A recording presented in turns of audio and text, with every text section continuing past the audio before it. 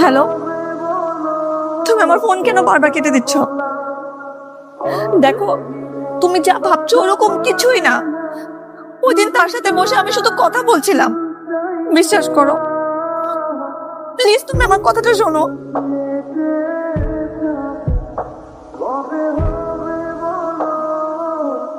চলো তোমাকে এক জায়গায় ঘুরতে নিয়ে যাই। তুমি অন্য কোথাও ভালোবাসা খুঁজছিলে, আর আমি খুঁজছিলাম বিশ্বাস, যেটা তোমার চোখে আর নেই। আমি না তোমাকে দোষারোপ করি না, মানুষ বদলায়, তা চাওয়া পাওয়া বদলায় না। ওটা কি এটা? প্রেম রক্ত দিয়ে তোমার সাথে প্রেমের প্রস্তাব করেছিলাম, চিঠি দিয়ে না হয় ইতিতে টানলাম।